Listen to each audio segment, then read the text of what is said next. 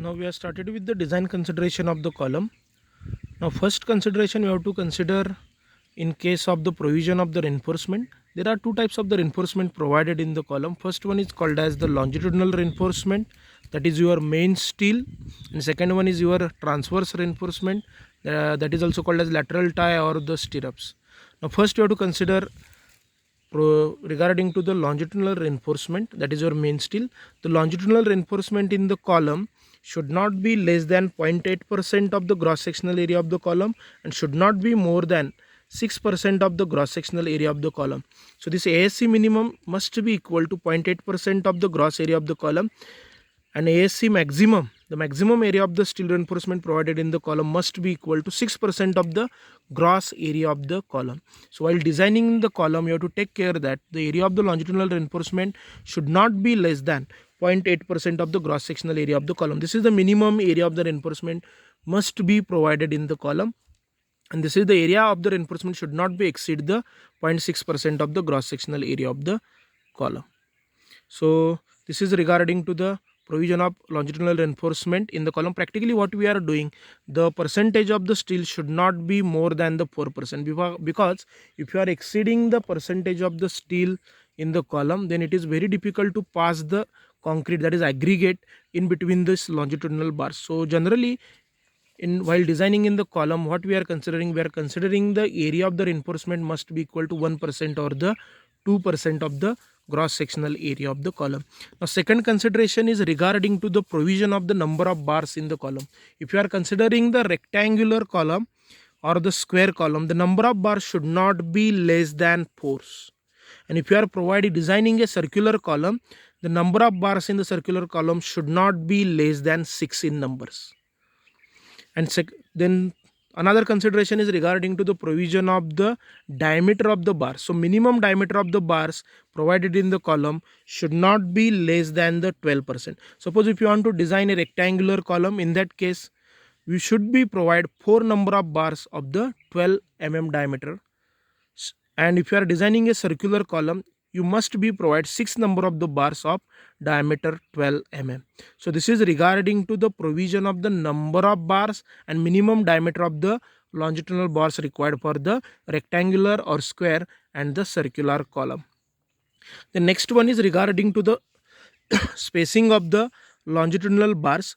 The spacing of the longitudinal bars should not be less than the size of the aggregate. So distance between these two bars should not be less than the size of the aggregate, and all the bars should be provided along the periphery of the column. So this is the spacing. So if you are considering these two are the longitudinal bars, the spacing between these two should not be less than the size of the aggregate. The size of the aggregate, generally we are having the 20 mm size aggregate. So size in between, the distance between these two bars should not be less than the 20 mm, and all these bars should be provided on the periphery of the column. And again, criteria regarding to the spacing between these two bars, longitudinal bars, should not be greater than the 300 mm.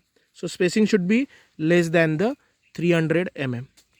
So these are the consideration regarding to the spacing of the bars. And last one consideration is regarding to the provision of the nominal cover. The nominal cover for the column should not be less than the 40 mm, or the second criteria is largest diameter of the main bar. So these are the two criteria for the nominal cover for the column. First one is the cover should not be less than 40 mm, and or it should not be less than the largest diameter of the main bar. If you are providing the bar having diameter greater than the 40 mm, in that case we have to go for the cover should be greater than the 40 mm, that is largest diameter of the main bar or the longitudinal steel.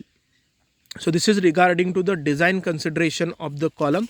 The next consideration is regarding to the provision of the lap length. So this lap lengths is nothing but the length overlap. We are here in case of the lap length, the length of overlap bars required to safely transfer the stresses developed in the one bar should be transferred to the another bar. So lap length is to be required 1, or it should be just sufficient to transfer the stresses from one bar to the another bar. The lap length should be equal to 45 times D in case of the column, and d is nothing but the diameter of the main bar. Suppose if we are lapping the two bars having equal diameter, in that case we have to use this formula. Lap length of the column is must be equal to 45 times d. If you are using the two different diameter of the bar, suppose if you are using the 16 mm diameter bar and the 12 mm diameter bars, in that case the lap length must be equal to this 45 times d, but this d is nothing but the diameter of the smallest bar, that is we have to use the 12 mm diameter bar, because one bar will be the 16 mm, another bar will be the 12 mm. So you have to use the bar which will be having the smaller diameter. So this is regarding to the lap length in case of the column. It should not be less than 45 times d. Then the last one is the regarding to the provision of the transverse reinforcement. The transverse reinforcement provided, that is your spiral or the lateral ties, or it is also called as the stirrups. The diameter of the lateral tie should not be less than, first criteria is 1/4 of the largest diameter of the main bar. Suppose if you are providing the 16 mm diameter 5 bars, in that case the diameter of the lateral tie required is 1/4 multiplied by 16, that is largest diameter of the bar. And second criteria is the diameter of the lateral tie should not be less than the 6 mm. So these are the true criteria for the regarding to the provision of the transverse reinforcement, and we have to use the largest value of this 2 1. Then next one is the regarding to the spacing of this transverse reinforcement or the lateral tie. The first criteria is the spacing should not be greater than least lateral dimension of the column. Then second criteria is the spacing should not be greater than 16 times diameter of the longitudinal bar, that is your main steel. Third one is the spacing should not be greater than 300 mm, and the last one is regarding to the spacing, that is spacing should not be greater than 48 times diameter of the lateral tie, that is your stirrups. So these are the 4 different criteria for the spacing or of the lateral ties, and we have to provide the whichever is lesser of this 4 1 as a spacing of your lateral tie. So these are the different design consideration that can be used while that can be followed during the design of the RCC column. The next one is the design procedure for the column. So first step is, in case of the design of the column, first we have to find out the total load acting on the column, then also calculate the self weight of the column and calculate the total load acting on the column. So total load acting on the column is nothing but self weight of the column plus load acting on the column. Now depending upon the load, assume suitable percentage of the steel reinforcement. Generally what we are doing, we are assuming the steel reinforcement must be 1% or 2% of the gross area of the column. So these are the percentage of the steel we are following for the designing of the column.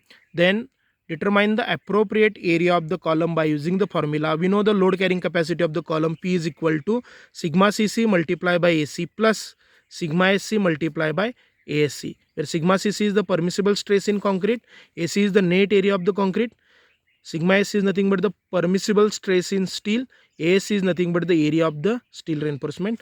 Now here we have to replace the area of the concrete. This area of the concrete is nothing but the gross area of the column minus area of the steel reinforcement. So finally after putting this, and if you are assuming the suppose ASC as a 1% of the gross area of the column, that is AG, so what we are getting, this ASC must be equal to 0.01% of the AG.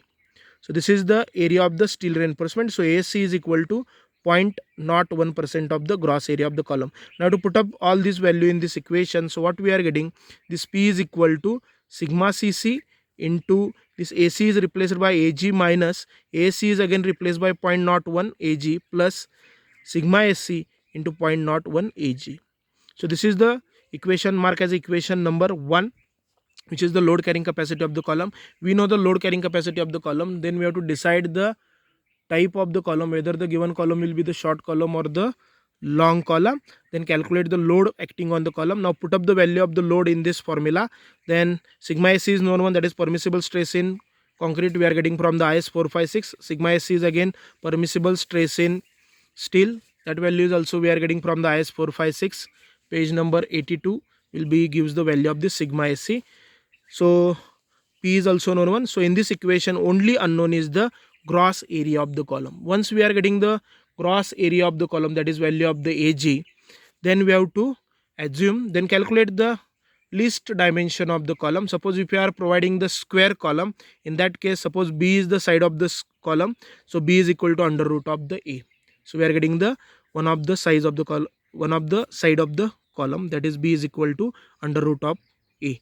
Suppose if you are providing the circular column, in that case the value of this B is equal to under root of 4A divided by pi. So this is the formula for finding the side of the circular column, and this is the formula for finding the one of the side of the square column.